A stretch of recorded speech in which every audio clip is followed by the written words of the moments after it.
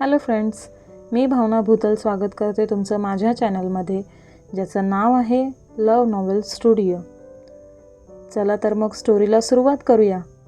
पण त्याआधी चॅनलला सबस्क्राईब केलं नसेल तर सबस्क्राईब करा आणि बेल आयकॉनवरती क्लिक करा.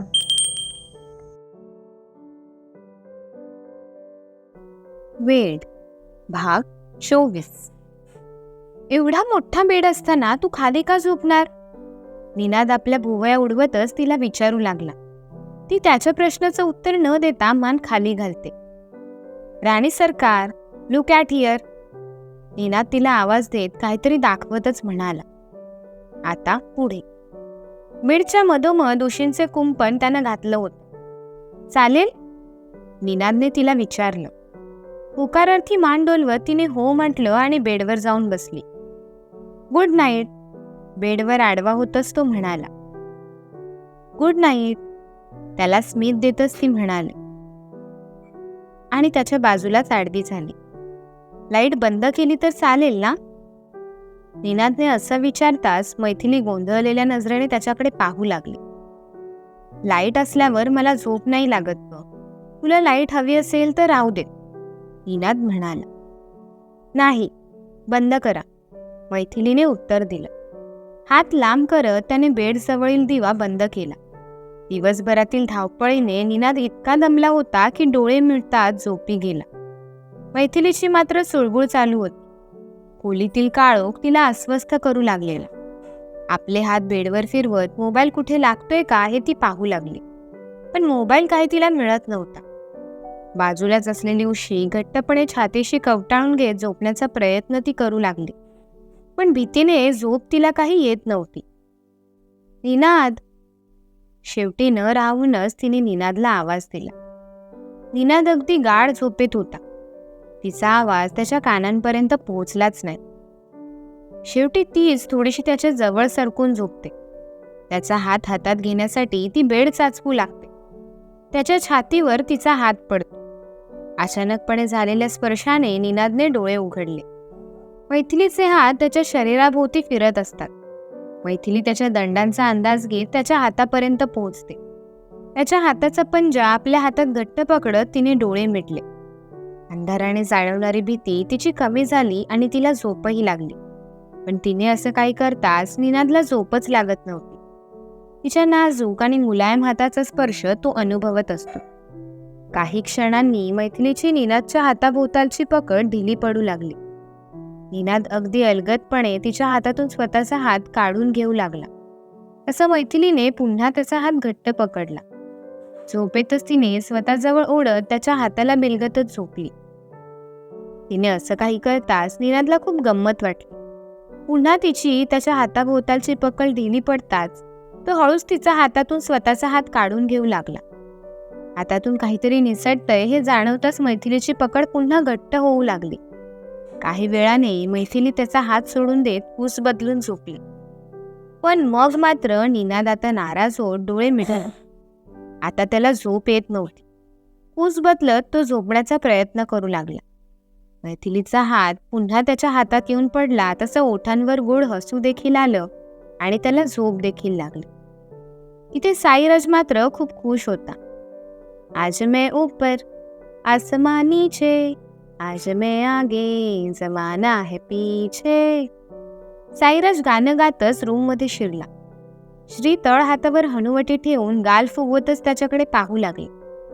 Shri, Shri, I am so happy and I love you lots.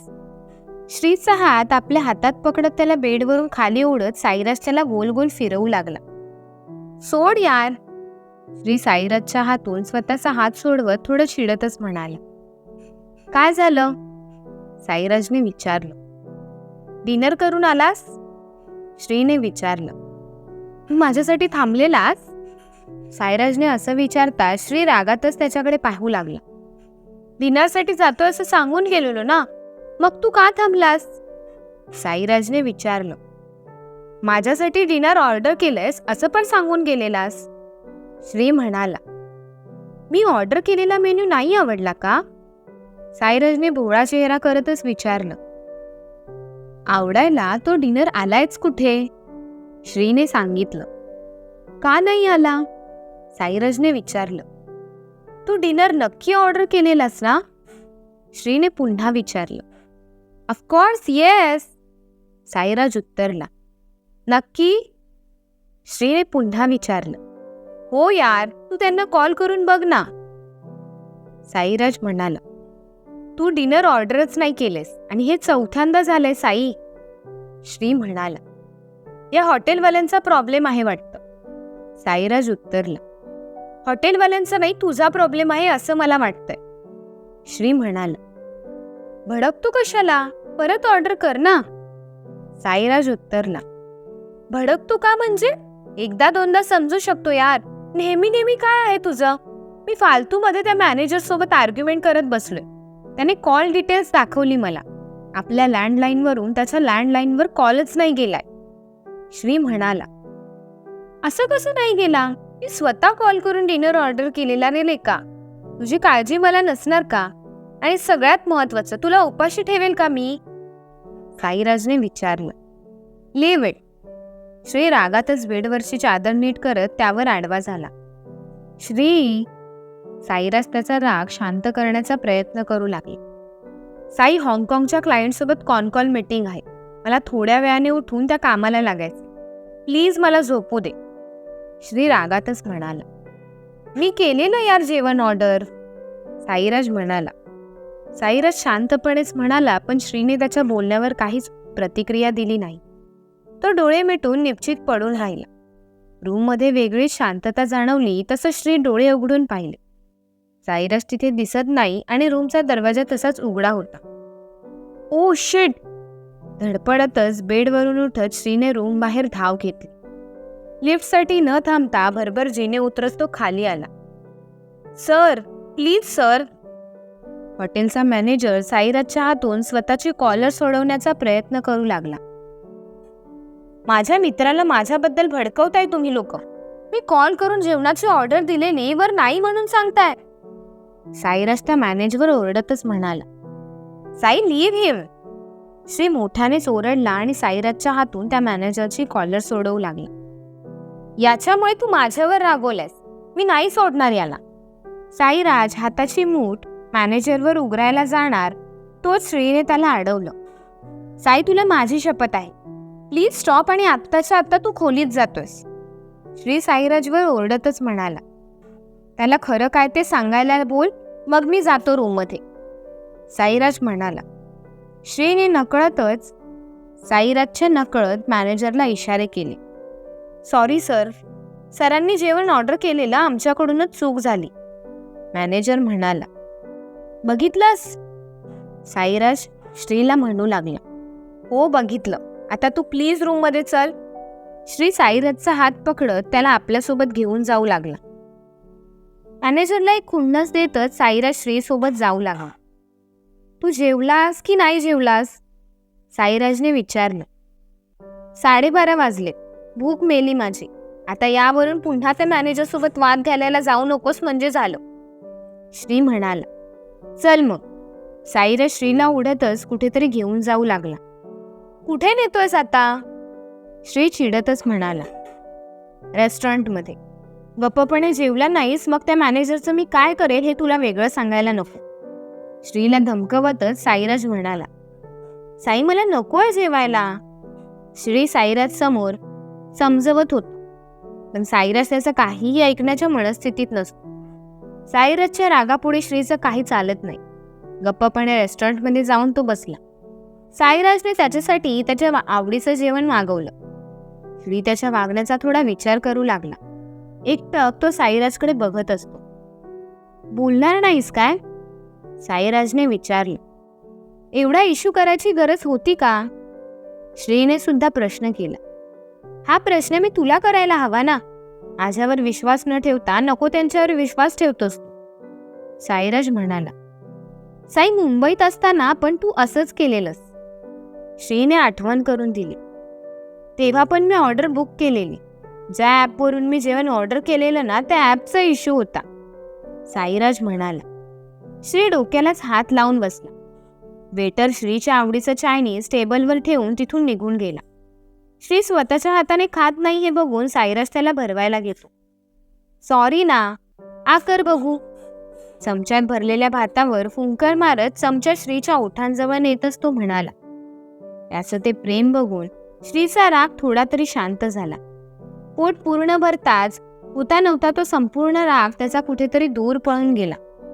Sorry. ओठांवर tissue paper फिरवतच तो म्हणाला. पोट भरलेलं दिसतंय. सायराज त्याला चिडवतच म्हणाला. तसंच काहीसं. बडीशेप तोंडात टाकत तो तिथून जाऊ लागला. अरे लेका थांब की. श्री आपल्यासाठी न थांबता तिथून तसाच निघून जातोय हे बघून सायराज म्हणाला. काउंटरवर जेवणाचं बिल पेड करत तो घाईघाईतच रेस्टॉरंट बाहेर पडला. श्री. पळतच श्रीजवळ जाऊन त्याने त्याला गाठलं. अजून राग आहे का? धापा टाकतच त्याने विचारलं. काम आहे मला. या सुट्टीच्या नादात ऑफिसमधून माझी सुट्टी झाली नाही म्हणजे झालं. श्री चिडतच म्हणाला. नंतर करशील ना, मला तुझ्यासोबत बोलायचंय आता. साईराज म्हणाला. साई, तुझी लव्ह स्टोरी ऐकायला वेळ नाही रे माझ्याकडे. श्रीने वैतागतच म्हटलं. लव्ह स्टोरी नाही रे लेका, करिअर स्टोरी सांगायची आहे मला. साईराज म्हणाला. Career story? श्री चालता चालता मध्येच थांबला. मला मुंबईत नाही आवडत रे, मी पुण्यातच जॉब बघतो. प्लीज मला फोर्स नको करूस. आणि महिमा तिथे असताना मी मुंबईत नाही राहू शकत. मला माझ्या मेहनतीने जॉब मिळवायचा आहे, प्लीज. साईराज म्हणाला तसं श्री मनोमन खुश झाला. लग्नाचं काय? श्रीने हाताची घडी घालतच त्याला विचारलं. जॉब मिळाला, प्रोबेशन पिरियड कंप्लीट झाला की लगेच लग्न. साईराजने उत्तर दिलं. माझ्या बहिणीला त्रास वगैरे देणार नाहीस ना? श्रीने नजरेत राग आणतच विचारलं. असं मी काही करेल का? साईराज निरागसतेनेच म्हणाला. असं काही केलंस तर तू आहेस आणि मी आहे. श्री त्याला धमकावतच म्हणाला. ओके बॉस, पण मला मुंबईला जायची परमिशन द्या. साईराज श्रीसमोर हात जोडतच म्हणाला. तथास. हाताचा पंजा साईराज समोर करत त्याला आशीर्वाद देतच श्री म्हणू लागला. पक्का जाऊ ना? साईराजने पुन्हा विचारलं. तसं पण परत प्रेमात पडलायस मग माझ्यासोबत असून सुद्धा माझ्यासोबत नसणारच तू. पुण्याला जाऊन श्री नावाचा एक मित्र होता हे विसरू नकोस म्हणजे झालं. एन्जॉय. आंटीच्या खिशात हात खुपसत रूमच्या दिशेने जातच श्री म्हणाला. तुला तर ना. साईराज श्रीच्या पाठीवर लोंबकळत मस्तीतच त्याची मान आवळू लागला. साई, पडेल मी. श्री ओरडतच म्हणाला. दोघांचा आरडाओरडा ऐकून इतर रूममधली मंडळी दरवाजा उघडून बाहेर डोकावू लागली. तसं श्री आणि साईराज मानाखाली घालून पळतच स्वतःच्या रूममध्ये शिरले. खोलीत दोघांचाही धिंगाणा चालू होता. 10 दिवसांनी मैथिलीला आज उशिरा जाग आली. उशिरा डोळे उघडले तरी डोळ्यांवरची झोप काय जात नव्हती. काल माथेरानवरून घरी परतायलाच त्यांना 2 वाजून गेलेले. प्रवासाने अंग सुद्धा दुखू लागलेलं. भिंतीवर टांगलेल्या घड्याळात तिचं लक्ष गेलं आणि होती नव्हती तेवढी सगळी झोप उडाली. 10 वाजून गेले होते. मोबाईलमध्ये लावलेला अलार्म का वाजला नाही हे ती पाहू लागली, पण मोबाईल स्विच ऑफ झालेला. अजून उशीर नको म्हणून ती तडक उठून बाथरूम गाठलं. घरातील मंडळी गावी गेलेली त्यामुळे आजीपासून ती वाचली होती. निनाद. निनादला आवाज देत ती खोली बाहेर पडली. संपूर्ण रूम पालथी घातल्यावर तिला कळलं की निनाद घरीच नाहीये. ऑफिसला गेले का? स्वतःशीच पुटपुटत ती पुन्हा बेडरूम मध्ये आली. चार्जिंगला लावलेला मोबाईल चालू करत तिने स्विच ऑन केला आणि लगेचच निनादला लावलं. निनाद तिचा फोन उचलत नव्हता. अजून रागवलेत का? मैथिली स्वतःशीच पुटपुटली.